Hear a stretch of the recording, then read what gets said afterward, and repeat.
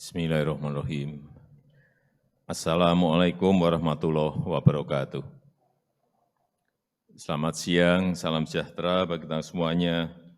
Om Swastiastu, Namo Buddhaya, salam kebajikan. Yang saya hormati Wakil Presiden Republik Indonesia, Bapak Profesor Kiai Haji Ma'ruf Amin. Yang saya hormati para Menko, para Menteri Kabinet Indonesia Maju, beserta seluruh kepala lembaga non-kementerian yang hadir, yang saya hormati Panglima TNI dan Kapolri, beserta seluruh jajaran, yang saya hormati Kepala BNPB, yang saya hormati para gubernur dan wakil gubernur yang hadir di sini Gubernur Sumatera Selatan, Gubernur Riau, Kalimantan Barat, dan Provinsi Kalimantan Tengah, beserta seluruh bupati yang hadir. Yang saya hormati seluruh Kapolda, Pangdam, Danrem, Kapolres, Dandim, Bapak Ibu hadirin dan undangan yang berbahagia. Setiap tahun, sejak 2015, kejadian kebakaran besar, kita rutin melakukan pertemuan seperti ini. Tujuannya apa? Untuk mengingatkan baik kepada para gubernur, bupati, wali kota, Pangdam, Danrem, Dandim, Kapolda, Kapolres, terutama jika ada pejabat-pejabat yang baru yang berada di daerah yang rawan bencana kebakaran. Sekali lagi ini untuk mengingatkan agar tidak lupa pada aturan main yang sudah kita sepakati di 2016. Di 2016 kita punya kesepakatan.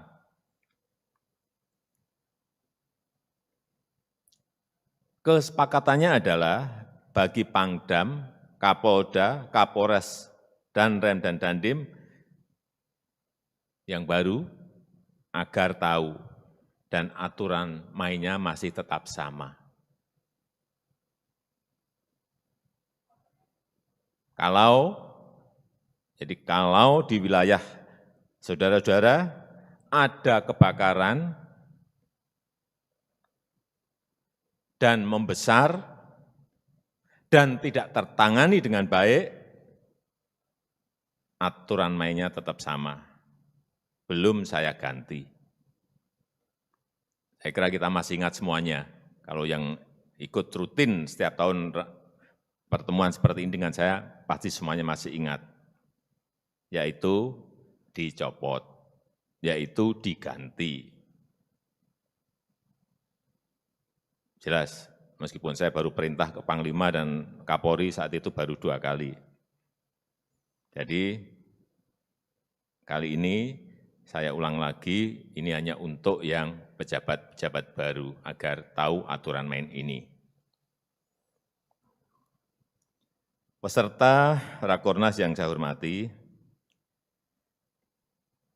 saya ingin mengingatkan kita semuanya, meskipun saat ini kita tengah menghadapi bencana banjir di beberapa daerah dan tanah longsor, namun kewaspadaan kita terhadap ancaman kebakaran hutan dan lahan tidak boleh kendor.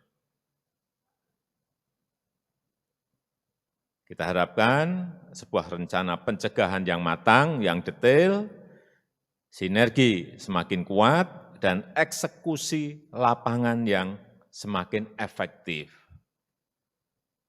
Karena berdasarkan laporan BMKG, tahun 2021, sebagian besar wilayah Indonesia diperkirakan masih mendapatkan hujan menengah tinggi hingga bulan April.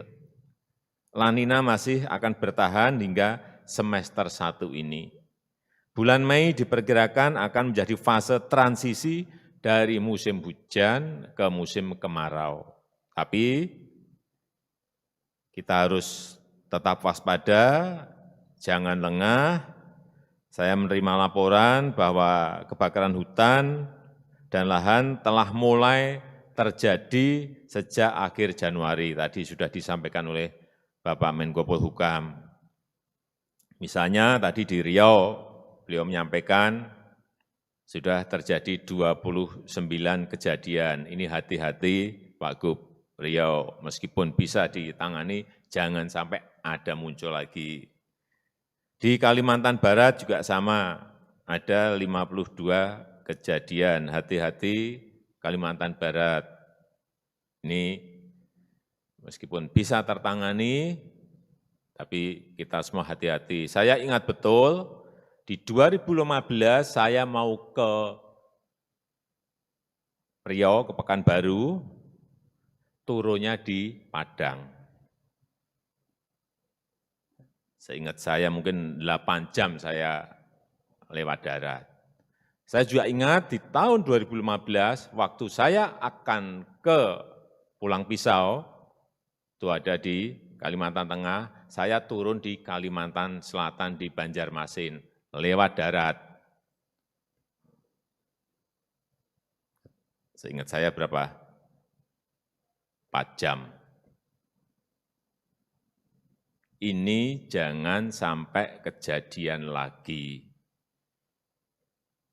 Dan tadi disampaikan oleh Pak Menko Polhukam bahwa Provinsi Riau telah menetapkan status siaga darurat terhadap bencana kebakaran hutan dan lahan. Ini bagus, bersiap-siap, jangan sampai nanti administrasinya, payung hukumnya belum siap, sudah kebakarannya membesar, mau melakukan sesuatu, nggak ada payung hukumnya. Saya kira Gubernur Riau benar didahului dulu sebelum, karena Riau memang termasuk untuk kebakaran hutan ini dari pengalaman yang lalu-lalu angkanya lebih tinggi dibandingkan provinsi yang lain.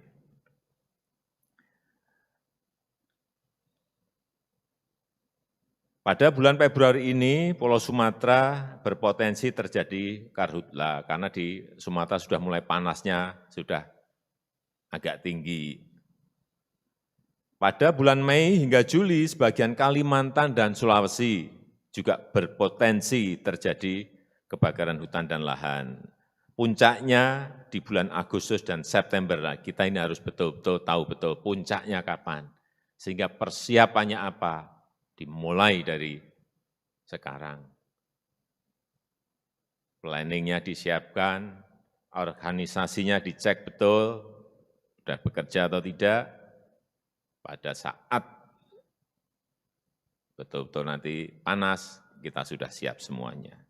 Hadirin yang saya hormati, saya tekankan lagi beberapa hal yang harus saudara-saudara lakukan dalam upaya pencegahan kebakaran hutan dan lahan. Tadi sudah sampaikan sebetulnya secara detail oleh Pak Menko Polhukam. Saya ulangi. Yang pertama, prioritaskan upaya pencegahan. Jadi pencegahan harus diprioritaskan. Jangan terlambat.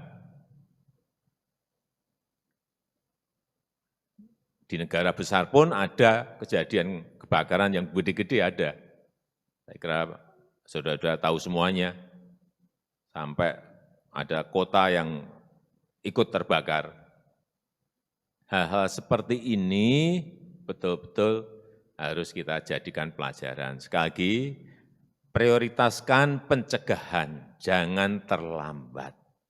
Karena kalau sudah terlambat kita guyur dengan waterbombing sebanyak apapun, pengalaman kita sudah terlanjur sulit. Jadi api boleh keluar kecil tapi segera dipadamkan. Sekali lagi pencegahan diprioritaskan. Manajemen lapangan harus terkonsolidasi dan terorganisasi. Artinya di desa itu kalau ada api kecil itu sudah harus memberitahukan agar segera bisa tertangani di depan. Bukan sudah terlanjur besar baru ketahuan, sulit memadamkan. Semua harus digerakkan untuk melakukan deteksi dini, monitoring di area-area yang rawan hotspot. Saya kira kita sudah tahu ini, kita sudah ngerti semuanya kok. Di mana sih yang rawan, di mana sih yang harus diwaspadai, dan update informasi setiap hari sehingga kondisi harian di lapangan itu terpantau harian. Kondisi di lapangan terpantau setiap hari. Manfaatkan teknologi untuk monitoring ini dan pengawasan dengan sistem dashboard. Hati-hati, begitu kebakaran meluas itu kerugian tidak hanya juta atau miliar. Saya pastikan larinya pasti ke angka triliun. Ini hati-hati. Belum kerusakan ekologi ekosistem kita. Yang kedua, infrastruktur monitoring dan pengawasan harus sampai tingkat bawah. Saya melihat dulu di Riau, saya lihat bagus, Polda memiliki sebuah aplikasi teknologi yang bisa cek sampai bawah, hal-hal seperti itu yang harus kita lakukan. Libatkan Babinsa, Babin Kamtibmas, dan Kepala Desa dalam pencegahan kebakaran hutan ini.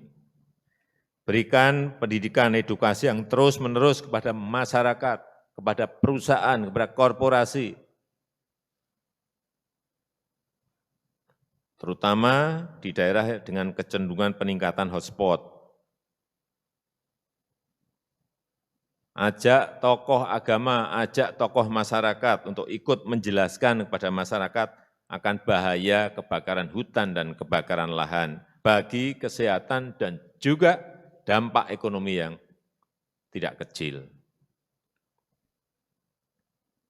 Yang ketiga, kita perlu mencari solusi yang permanen untuk mencegah dan menangani kebakaran hutan dan lahan ini untuk tahun-tahun mendatang. Karena apa? 99% kebakaran hutan itu adalah ulah manusia, baik itu yang disengaja maupun yang tidak disengaja karena kelalaian. Dan motif utamanya selalu satu, ekonomi. Karena saya tahu bahwa pembersihan lahan itu lewat pembakaran itu adalah cara yang paling murah. Tapi ini sudah sekali lagi harus dimulai edukasi kepada masyarakat, kepada perusahaan korporasi, tidak. Ini harus ditata ulang kembali. Cari solusi agar korporasi dan masyarakat membuka lahannya tidak dengan cara membakar. Keempat, penataan ekosistem gambut dalam kawasan hidrologi gambut harus terus dilanjutkan. Saya sudah perintah pada Badan Restorasi Gambut dan Mangrove untuk ini menjadi fokus di kawasan hidrologi gambut, pastikan permukaan air tanah tetap terjaga dalam kondisi yang tinggi. Buat banyak embung, buat banyak kanal, buat sumur bor dengan berbagai teknik pembahasan lainnya sehingga yang namanya lahan gambut tetap basah. Kita sudah mengerti semuanya, saya enggak perlu menjelaskan mengenai ini. Yang kelima, saya ulang lagi, jangan biarkan api membesar, jangan terlambat, sehingga sulit dikendalikan. Kelima ini penting, jangan biarkan api membesar, jangan terlambat, sehingga sulit dikendalikan. Sehingga kita semuanya ini harus tanggap, Gubernur, Bupati, Wali Kota, tanggap, Pangdam, Damrem, Dandim, tanggap, Kapolda, Polres, tanggap. Ini sebetulnya hanya respon yang cepat saja kok. Kalau kita merespon, api baru kecil, rampung. Jika diperlukan, lakukan pemadaman melalui operasi udara waterbombing. Ini sudah sering kita lakukan, tapi kalau bisa jangan sampai kecil langsung disiram, udah mati. Di darat aja, karena waterbombing ini juga butuh duit gede, anggaran yang gede. Tapi kalau sudah terlambat, ya mau tidak mau kita pakai itu.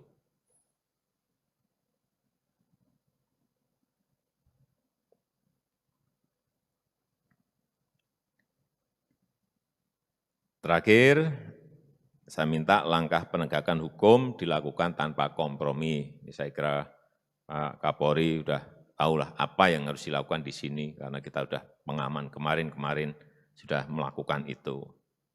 Penegakan hukum yang tegas kepada siapapun yang melakukan pembakaran hutan dan lahan, baik itu di konsesi milik korporasi, milik perusahaan, maupun di masyarakat. Tapi ini semuanya sudah tahu, sehingga ada betul-betul efek jerak. Terapkan sanksi yang tegas bagi pembakar hutan dan lahan, baik sanksi administrasi, perdata maupun pidana.